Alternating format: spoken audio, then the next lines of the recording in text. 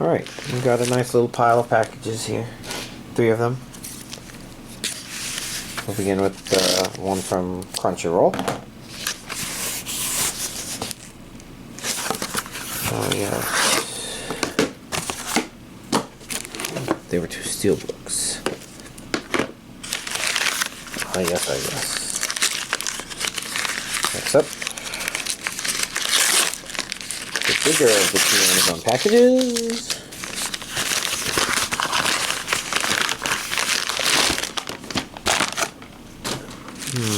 Okay, yeah. And then the little one.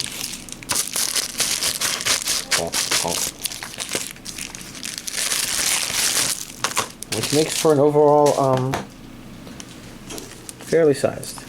So I guess we'll begin with the top here. This is Spy Classroom. I'm fairly certain it hasn't been released before. I think I was a little worried because this is a season 1 and 2.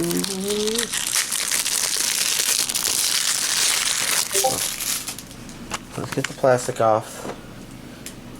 Take a peek. Region A.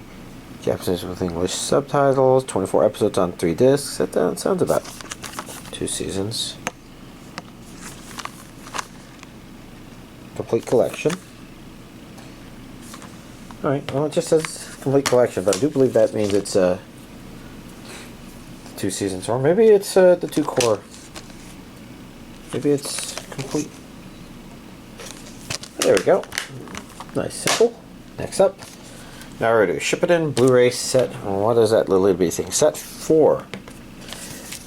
Which, you know, I don't remember which sets have been released, so I just kind of assume when a new one comes out that I haven't already gotten it. Hopefully I haven't missed any until now.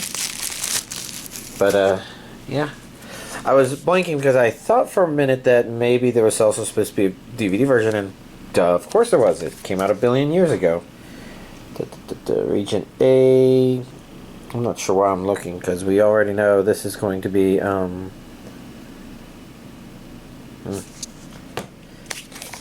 trying to figure out where in the show this is, because this could be some notable episodes.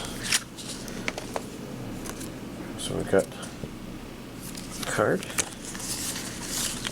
And then 3 advertisements for both, I think, the anime and the manga for these various things. Naruto and Boruto. Boruto. You know, I bet if I watched it, Boruto would probably give me a better idea of why he's named that and how it maybe should be pronounced. Okay, this is being difficult to get in there. We have 2. Oh, interesting. So there's 1 kunai, 2 kunai, 3 kunai, 4 kunai. Interesting. I don't remember sets 1 to 3 being like that. Maybe I just didn't notice. Next up comes Trigun Stampede. Although, I don't know if this is completely worth all the double dollars. Well, let's take a look. I see Region AB. I see English dub, Japanese with subtitles. 12 episodes on 2 Blu-ray discs, which could have been what aired. I'm not as aware. There we go. I knew that as a limited edition, this should be able to come off. Got us some Nicholas Wolfwood.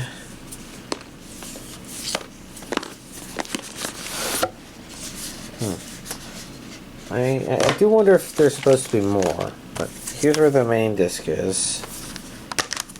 Nice.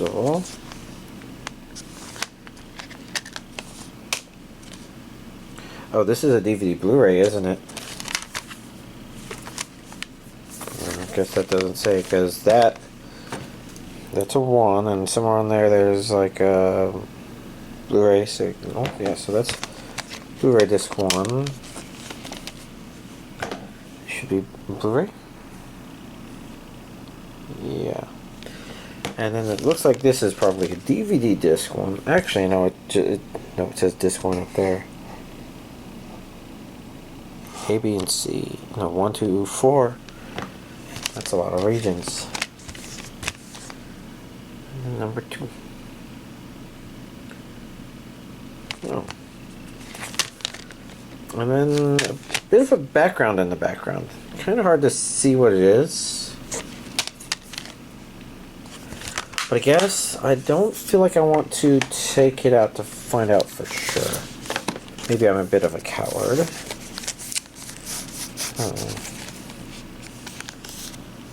Okay.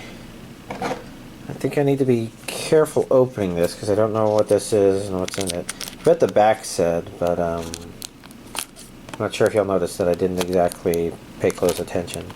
I want to nick the corner just like that to start it. And then maybe run along the length like that.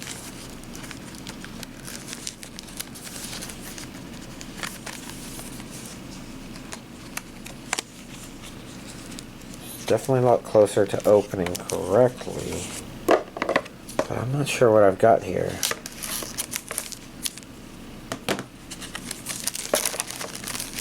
All I know is it feels weirdly shaped and is being tricky to open, but there we go. I think we've got it open. Hold on, I need to throw this on the ground with the other stuff.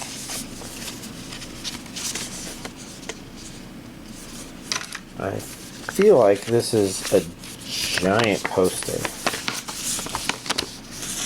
No, it's a collection of posters.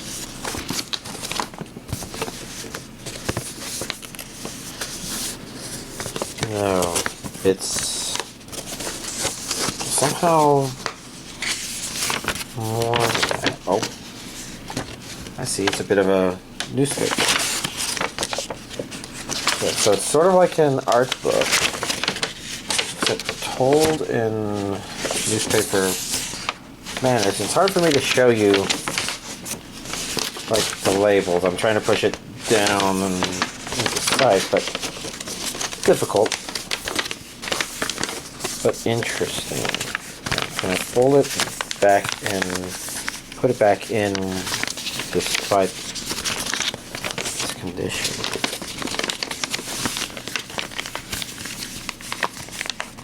I think that's close enough. Okay. So we'll put this there, and I'll put this on top. And we then take a look at this thing.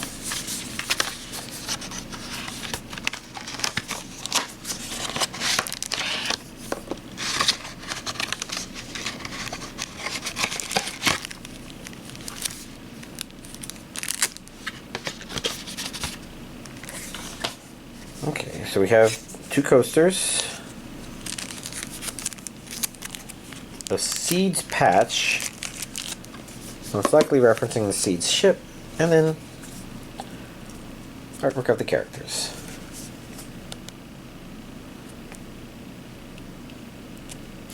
You know, art cards, basically. So let's see, can I put this?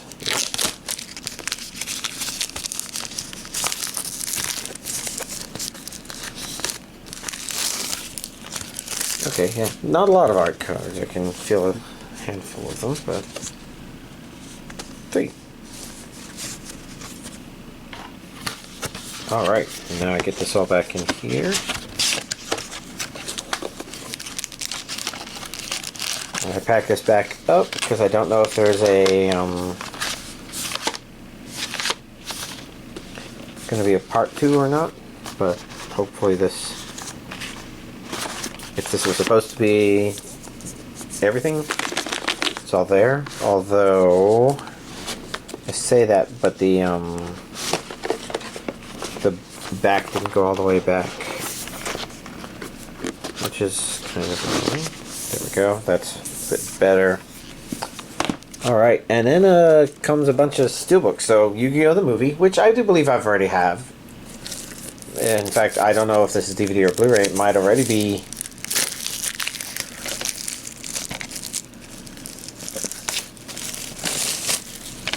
But the point is, it's a steelbook, so it's a bit collectible, so I collected it. Yu-Gi-Oh! The movie.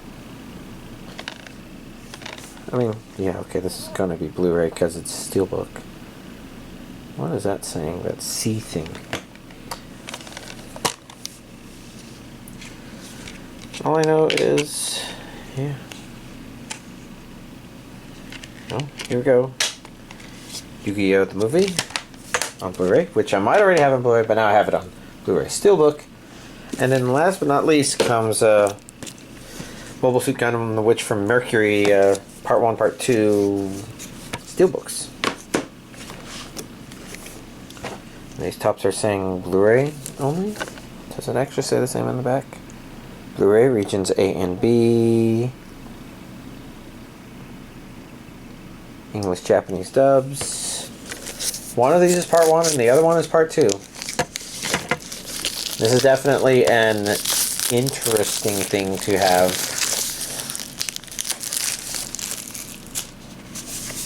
Like, this is a series in steelbook format. So, this is suddenly ridiculously collectible. Okay.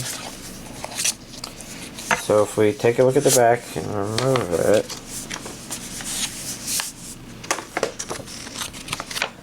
those I don't want them to go too far because it's actually some pretty neat artwork. So, next question. Which is which? I've been holding on to these, not being sure. Season 1, Season 2. So, this is the first one. Season 1.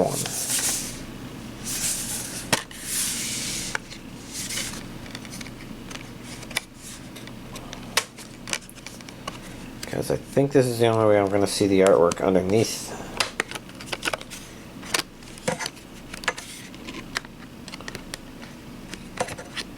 There we go.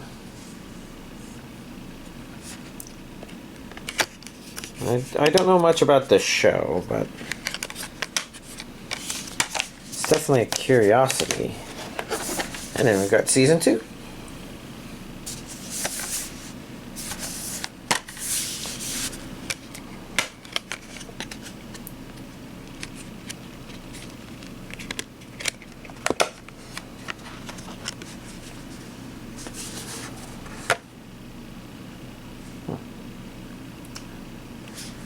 I think that's how it maybe he is supposed to be seen. Okay, and it occurs to me before I wrap that up, I should probably take another look at these backs since this was Season 1. I want to find out how many episodes. 13 episodes. And then this one was another 13? 12 episodes. For a total of 25 episodes. Alright, well, I think this was an interesting update this week. There's this week's Physical Anime Collection update. Alright, we are definitely actually getting to the end to some of these anime. I think actually 2 of them might have even ended. But before that, Demon Slayer Hashira Training Arc, episodes 3 through 6. Which leaves the last 2 episodes, which are about the length of 3 episodes between the 2 of them. But, yeah, once again, you know, criminal underutilization of Nezuko, blah, blah, blah. I think one thing I didn't mention last time, which is worth mentioning this time, is the comedy is a bit more bearable. I don't think it's necessarily good. I think, for a lot of people, I think they can kind of agree, a lot of us aren't watching Demon Slayer because of its comedy. But I don't know why, but for some reason in this arc, I can definitely feel those same elements present, but they don't seem to be standing out as annoying. But otherwise, I can see why some people might not enjoy the arc, but I at least appreciate the fact that, like I said before, based on just the title and thinking, oh yes, it's a shonen show, I do appreciate the fact that it is doing it's going in a better direction than I would have thought. And there's definitely this underlying thing that's present in most of the situations where it's about, even though our main character is training, and in theory there's also some training going on for the Hashira themselves as well, that there's also an important element of how he's influencing many of them. So it's not just a, oh yes, he's just kind of a background character in his own show. It's feels a little bit about him. And maybe not perfectly so, but enough so that's like appreciative, even though, you know, it's actually almost over. So quick to go through it. But that just means that we'll probably go on to My Hero Academia pretty soon after. We'll have to see the timing stuff. But starting to go down the list. No Longer Allowed in Another World, episode 10. Let's see.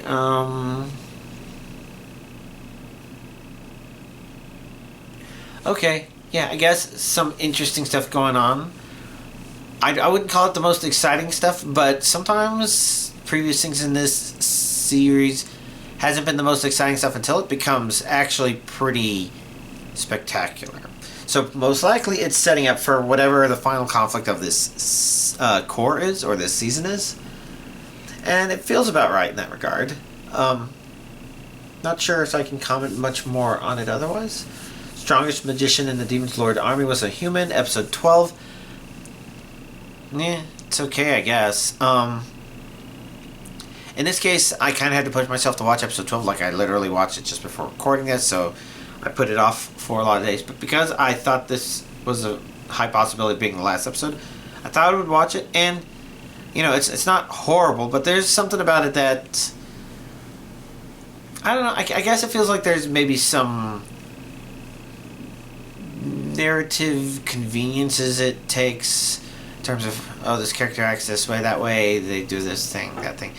Something about it that's just a little, I don't know, it feels like it's being led along as opposed to just watching something naturally. It's definitely not the worst in that regard, but, you know, overall, I guess it was okay. Mostly had issues of, I don't know, I guess I'm not sure how much it felt like it lived up to the title per se, but sometimes I think things like that can easily be like maybe translation differences. I mean, I'm pretty sure there was something else about that later on. Oh yes. Well, why don't I go ahead and talk about that? Because Dahlia and Bloom, I guess one of the things that was really strange there is, you know, the last couple of episodes have been about foot fungus to some degree or another. And it came out a little bit more in force here. And to me, I think it's really weird that she's talking about all the stuff they can do to prevent it, but it's called foot fungus, so you would think, okay, do they know about germ theory of disease? Do they know what a fungus is? Do they know how to do this? Or what the implications of some of her stuff? But I'm wondering if maybe in Japanese it isn't called fungus, it's just got a name, and so it translates directly into foot fungus, and the word fungus in that makes you think, okay, yes, the little bitty spore version and not necessarily a mushroom or something like that. But I think maybe they're not supposed to know, and there's that makes it for an interesting translation, not goof, but loss, I suppose. And there's some elements of that I can't help but worry about if it's something where it's like, it's kind of neat, but at the same time, maybe it's a little bit more convenient. That's like, wouldn't people actually have some of these ideas, even if, you know, they couldn't really control it? Like, here's how you wash it, here's how you deal with things, just make sure you don't, you know, touch the floor, I guess. Touch the floor with your bare feet that you've previously touched with it, because you get, you know, the infection keeps spreading or something like that. And at least for the foot fungus thing, I feel like it's maybe a little bit more believable that, you know, it's just something they accept having to deal with. So that was just an interesting thought. And it's interesting to compare that to Ascendance of a Bookworm, because there's some elements of that I feel are convenient. So I've probably complained about this before, but I do like to talk about it, where it's like, mine makes comment about how they threw the extra broth away. I'm like, these people are poor. They're probably going to be maybe not malnourished, but still trying to make sure they can pinch every calorie they can keep their hands on, and I don't think people would throw away broth. Like, there would be somebody that was at a hard time that would do that. And maybe we only save this for feed for the birds, but I can cook something with it. People cook a lot of shit. And, that's an interesting thing. And it's interesting to analyze that because fundamentally it doesn't really make Ascendance of a Bookworm like unenjoyable or anything like that. It's just kind of one of those interesting things. And then for Dolly and Bloom, I don't think it makes that big of a difference because I think you can sort of feel that discrepancy in maybe the translation. Actually, maybe this one could be harder because it threw me in for a little bit of a loop because of that. So yeah, make of that what you will. What about the contents of the episode?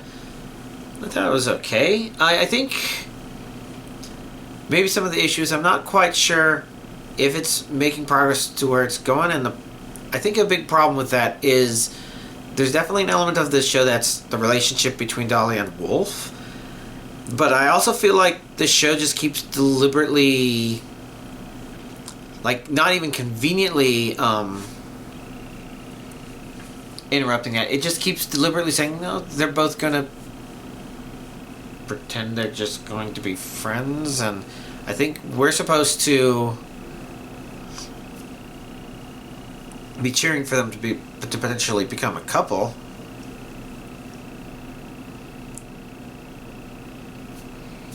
But I don't know. They're not. And I'd say to some degrees, it almost makes it a little bit like I don't know the exact words I wanted to use, and some of them just sounded a little more mean than I wanted to say.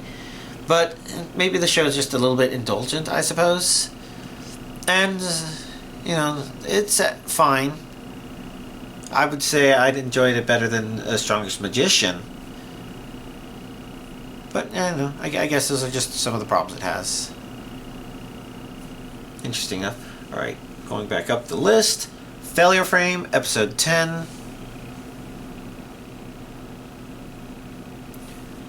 Okay stuff, I suppose. I'm trying to think if there was anything about it that made me feel okay, yeah, great about it. And maybe it's more like okay stuff. I think the show's had some really great moments.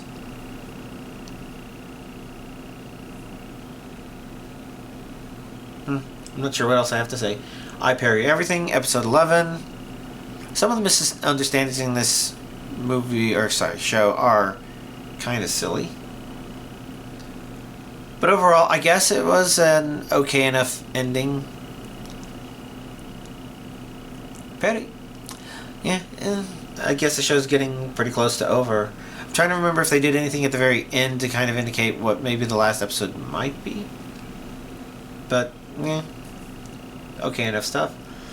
Let's see, that time I got reincarnated as a slime. Season 3, Episode 70. Okay, so the reason I didn't watch the dubbed episode with my friend is it didn't look like the dub was available on Friday. So there's a very real possibility that maybe there's going to be 2 episodes this coming Friday for us to watch. Or maybe it'll just always be one behind more than before. Hard to say. If I were to take a guess as to why without knowing anything, maybe it feels like Labor Day week could have induced a delay of an episode. And if that's the case, that's probably fine. I mean, it's unfortunate because, I know a lot of people who probably want to watch the series want to see the latest dubbed episode. Are like, I have to wait a week. But, sometimes that's the reality of thing. And people have to, have lives outside of work. But what happened in episode 70? Okay. That happened, and that's all entertaining stuff. I do feel like it is continuing to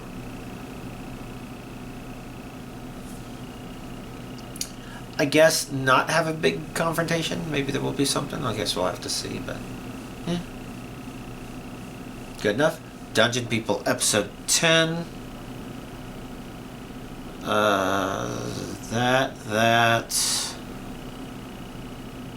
That okay stuff, I suppose. Maybe it's doing something to kind of set itself up for a season or a series finale. But if it's doing so, I guess it's subtle enough. But it was an enjoyable episode, I think. Dolly and Bloom, I already mentioned. Elusive Samurai, episode 10. I think the interesting thing... Excuse me. I think the interesting thing about this episode is it doesn't feel like it's necessarily setting up for...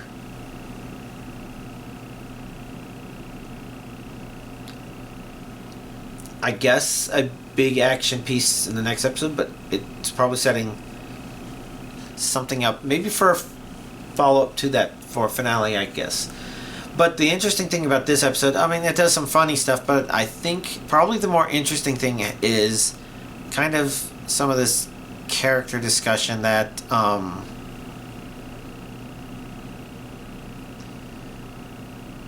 guess pretty much led to stuff that almost feels like what the show's thematically trying to tell us, or do. Maybe something like that. So, an interesting episode. But hopefully, whatever it's about to do in the finale is good, or it's, going to be a 2-core. Guess we'll have to see. Why Does Nobody Remember Me in This World? Episode 10. I think we got some more insight into the spirits, some more insight into the general story. Maybe a possibility that it is planning to be a one core finish things off season series, which could be nice. Guess we'll have to see. But interesting stuff. But I'm not sure about exciting. I guess we'll have to see.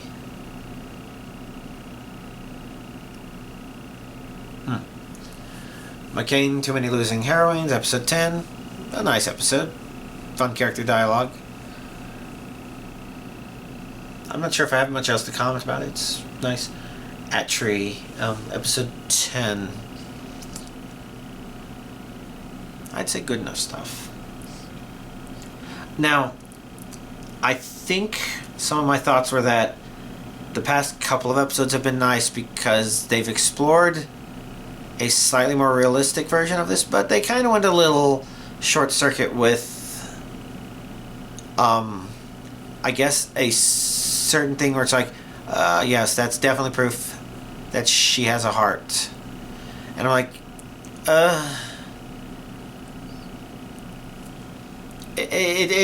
so in Short Circuit, if you're not familiar with the movie, the premise is that a series of robots are made for military purposes, but one of them gets struck by lightning and somehow becomes alive. And the show's very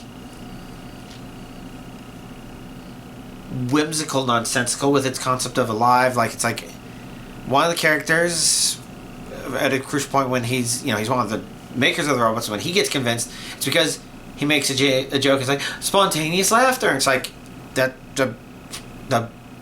doesn't mean alive. That just means human alive. There's other kinds and concepts of alive that don't require laughter like that.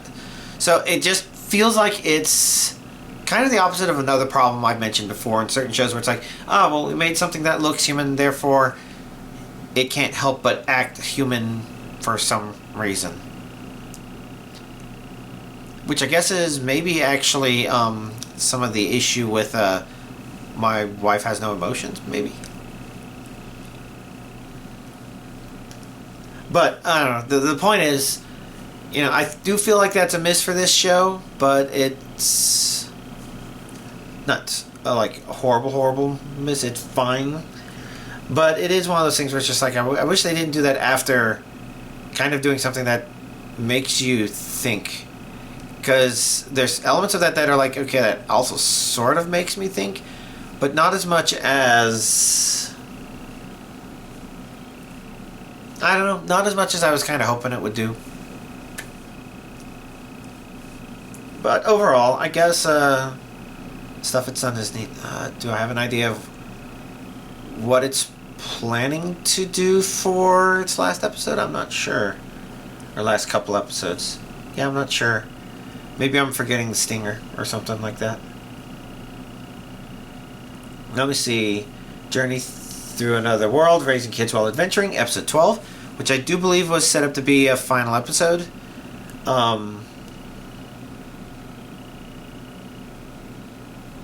Okay stuff, I guess. You know, kind of a bit more of the same. There wasn't any big confrontational thing that was definitely set up, but, you know, I guess they did a sort of, well, here's a thing, sort of thing. But, I guess they had that. But it didn't feel like it was building up to that, and didn't feel like it was building up to that, so, you know, make of that what you will. Okay, enough stuff. Wisteria, Wand and Sorcery, episode 10. I think this was a good episode.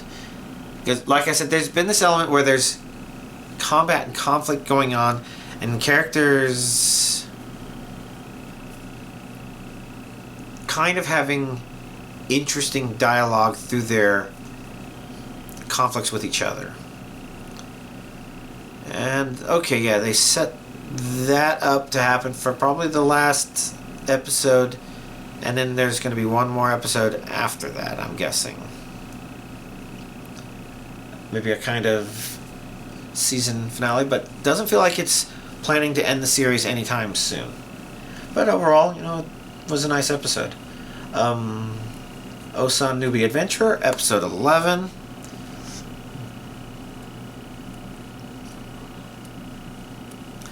I think this one felt mostly better. I still feel like it almost feels like a distraction, but also not, because it does kind of get to some core fundamental stuff of some of the characters. And it does make it slightly better when it's like, okay, for a while there it almost felt like it was forgetting our main character and trying to make things too much about another one of the characters. And I guess the problem is it doesn't necessarily felt like it built up to this, but it kind of did, so it's okay in that regard. The main problem is I think they're at the point where they're saying, okay, we're going to do a little bit of backstory. That was the stinger at the end of this episode, I guess, and it's like in the middle of a... The timing just feels a little off from a narrative perspective, but I guess we'll have to see if the next episode makes it more convincing. I just don't think that an audience of people would enjoy sitting there watching two people reminisce about the past, essentially. It's not exactly that, but they also set up something that I thought was going to be the next episode. Maybe it is, or maybe they're planning an episode 13 where they have that. Guess we'll have to see what happens. I've got certain thoughts in mind in terms of what it would mean for them to do that. But yeah, I guess we'll have to see.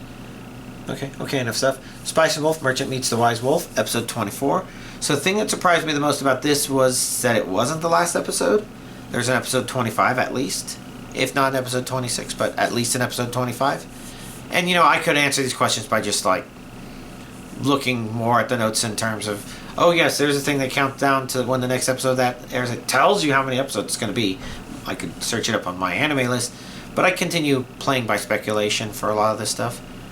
Hopefully I'll get some amusement or entertainment out of that. But yeah, I think it's a nice episode. More dialogue, them talking and planning, and they're going to do something at the end of, or for the next episode, so looking forward to it. Alright, so outside of that, do I have anything to chat about? Let's see, I guess I've played a little bit more Pokemon, just nice, simple, enjoying myself. Maybe starting to pick up a couple of projects that I put down, but I can't help but feel like I kind of maybe want to play through Pokemon Legends Arceus. Like, I think some of y'all asked if I would be doing that maybe when my brother was married, like I might play that on that trip, and I ended up not doing that. And I guess what's sort of intriguing me to consider doing that is there's some Pokemon you can get that way that are just like, I don't know, they make good raid Pokemon. I can't help but think Manaphy's not too bad. Like, the fact that you can do 2 tail glows and immediately be at max special attack seems kind of nice. And the fact that he also learns stored power and also a move that raises both of his defenses makes me think that he's actually a pretty good stored power user. And, you know, being a... Okay, y'all might not know what I mean by fairies. This was before the fairy type existed, but it was a reference to Pokemon whose base stat totals were all 100s. That would be Mew, Celebi, Jirachi, Manaphy, Shyman, I think was kind of included in that. So way back then in the 4th gen, I think that was the term that people used to talk about them, and Manaphy is one of those. And I guess the more important thing about that is knowing that its base stat total, or rather, all of its base stats are 100s, which are all good. None of them great, but it has a great move pool. Manaphy, I think, has always been known for kind of having a good, notable move pool, being something that you should be afraid of. But I'm definitely interested in that as a potential raid Pokemon, and I say that like I can get a Manaphy anytime soon. It's going to be a while before I do that. You know, I think even if I cheat Pokemon Legends Arceus, it looks like I can transfer Pokemon out. I'm maybe using Pokemon Home, get them into Violet, train them up, and then transfer them back. And maybe with them level 100 and obeying me, it would make the game easier, but I guess I'll have to play it and kind of have an idea, because I only have the most vague idea of what the gameplay is actually like, and some of the stuff I read makes me think that there's probably elements of it that I didn't quite understand. So I'll have to play with that. But let's see, the other Pokemon is Arceus, of course, and Arceus is just nice because it learns good moveset, and all of its stats are just great. So my thought there is mostly one of, it learns Acid Spray, and Judgment makes sure it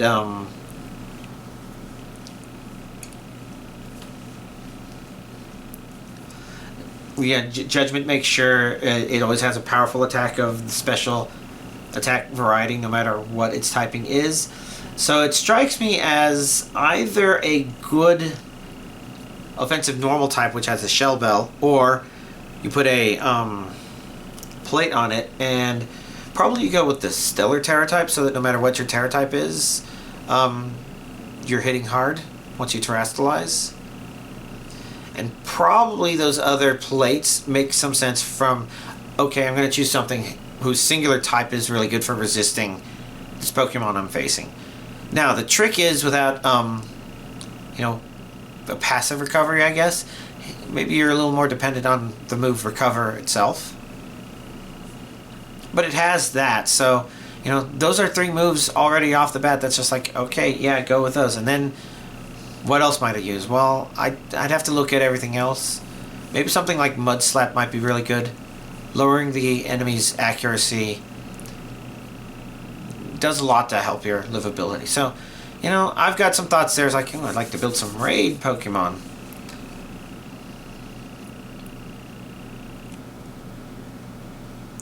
But, yeah.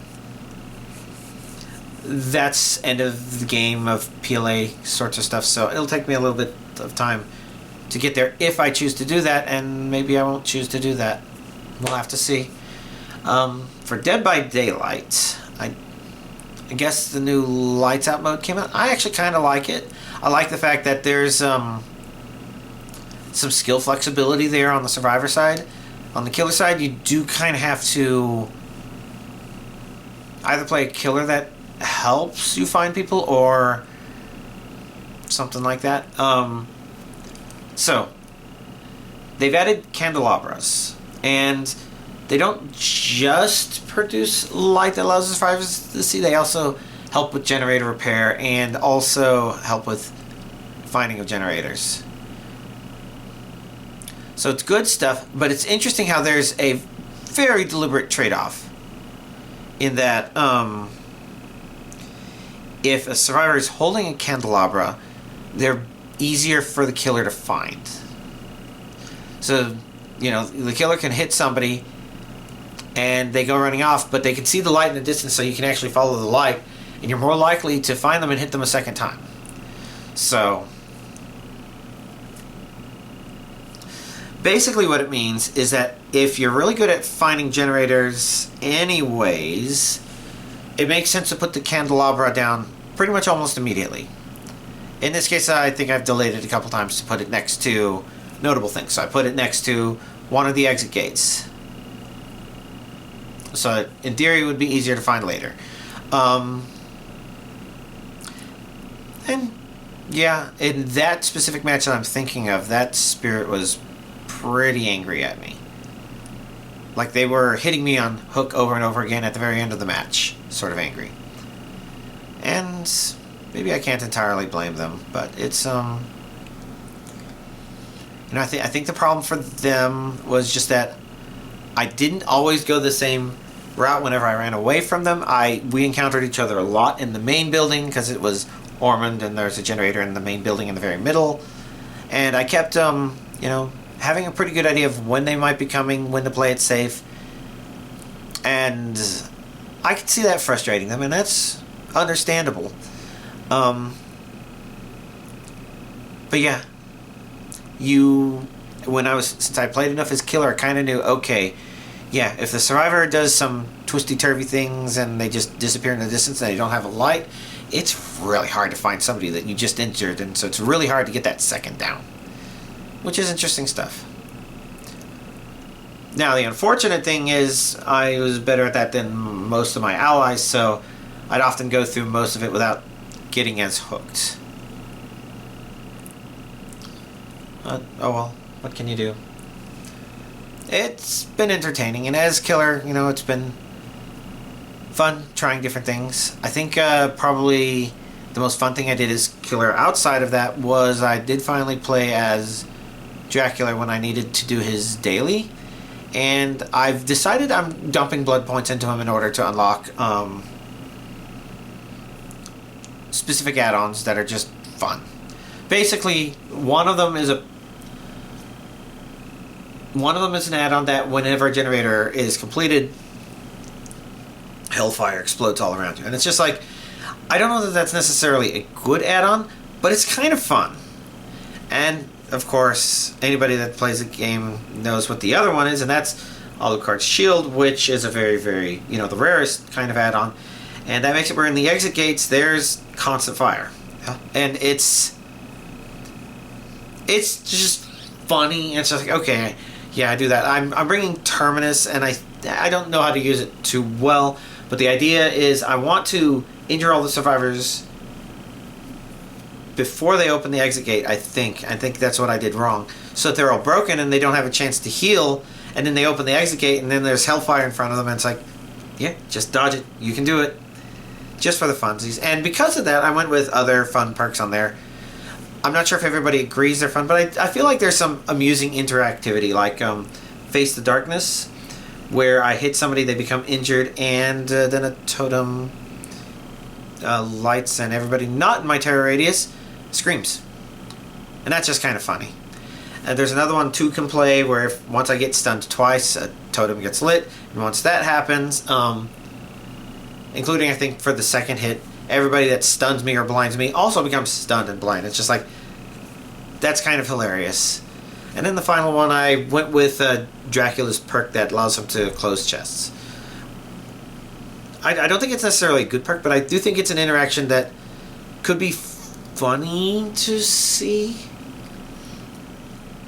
I don't know. I thought it was just really quite funny. He's fun.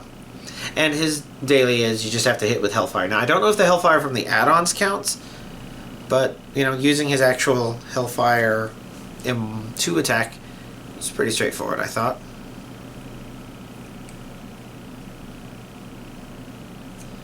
Anyways, that's all a bunch of fun stuff.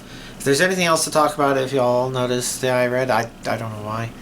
All I can say is it doesn't seem to be pink eye because I'm not getting discharge and I'm not getting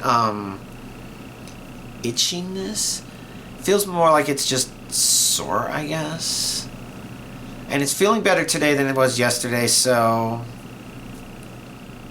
something I did, I guess. But yeah, I don't know. Best case I can guess is that it's maybe a migraine thing of some sort. Oh well. Don't know if I have anything else to really chat about. I've gone on a long time for this one. So I'll go ahead and wrap things up. y'all have a nice week.